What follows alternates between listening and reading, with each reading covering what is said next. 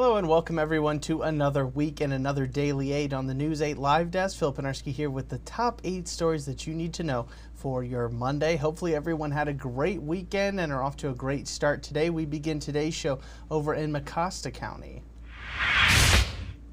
That's where authorities say that an 81-year-old man died after his off-road vehicle rolled on top of him Sunday evening. The incident happened around 5 p.m. near 20th Avenue in Millbrook Township.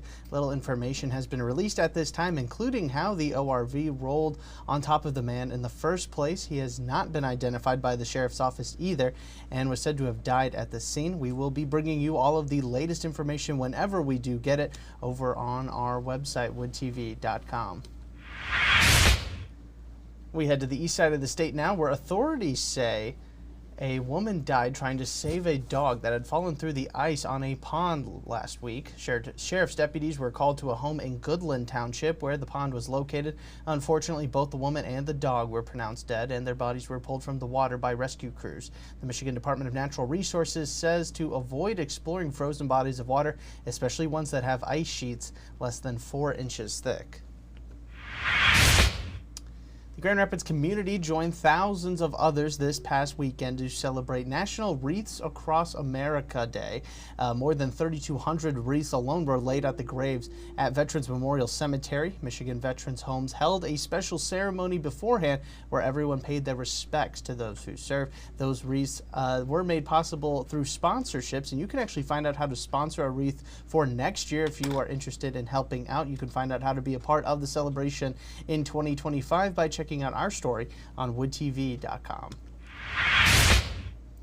The Saddle Ridge neighborhood in Rockford is really starting to feel the holiday spirit, and you can see it from a mile away. That's because more than 50 inflatable Santa Clauses have popped up in front of homes there. Families decided to work together to put them up after seeing a similar video online from another neighborhood. Neighbors put them up also thanks to the help of Kohl's Cash that they had on hand to purchase all of the inflatables. The hope is to start making this a tradition and keep adding Santas to their arsenal year after year.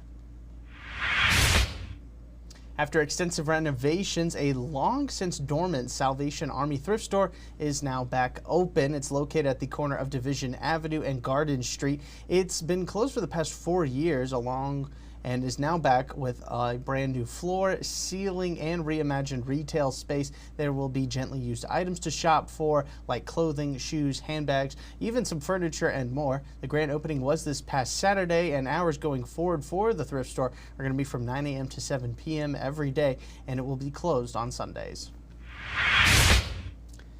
Your Detroit Lions are still one of the top teams in the NFL this season, despite the loss to the Buffalo Bills yesterday.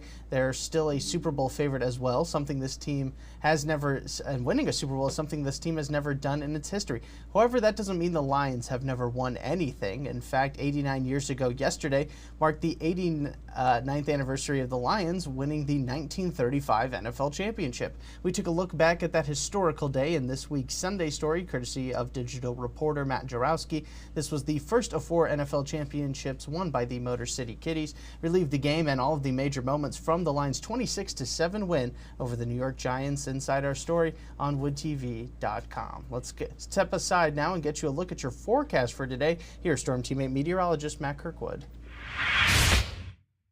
Kicking off this work week with exceptionally mild temperatures, no question about it. This is going to be the warmest day this week. We have a cold front just off to our west, and that's why we're going to have a few showers out there moving through, and the most are going to be during the morning hours, although I can't rule out a few sprinkles this afternoon and through the evening hours. In the meantime, this is the look today in Grand Rapids. High temperature all the way up to 48 degrees. Now, if you're around Kalamazoo and the Battle Creek area, you could actually see some 50s out there all the way down to Sturgeon's Coldwater. What we're tracking out there is cooler temperatures making their way in tomorrow behind the front. It looks like a breezy day and a dry day, but that changes for Wednesday with a weak little system moving through that will provide us with a chance of snow as it looks, and another chance of snow will arrive on Friday. You could see that kind of playing out in the 8-day forecast as our temperatures descend into cooler territory. We should be in the mid-30s to lower 30s Wednesday and Thursday and Friday, 20s this upcoming weekend, although I think we could see a little bit of sunshine, especially in inland areas.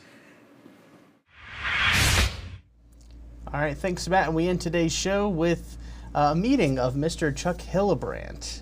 Back in 1974, as a 13-year-old, he borrowed a baseball book from a Detroit area library. And while Hillebrand loved baseball so much, he actually accidentally forgot to return the book, getting lost in the words. It only took Hillebrand about 50 years to realize the mistake and decided to go back to the library to try and remedy it. The fine was estimated to be over $4,500, but luckily for Hillebrand, they decided to forgive the fine and even let him keep the book since it had been so many years. Hillebrand is looking to make up for it, though. However, he has since set up a fund to raise money for a literacy nonprofit in honor of the entire situation. Honestly, a very funny story, which you can find a lot more on inside our website, woodtv.com. All right, that is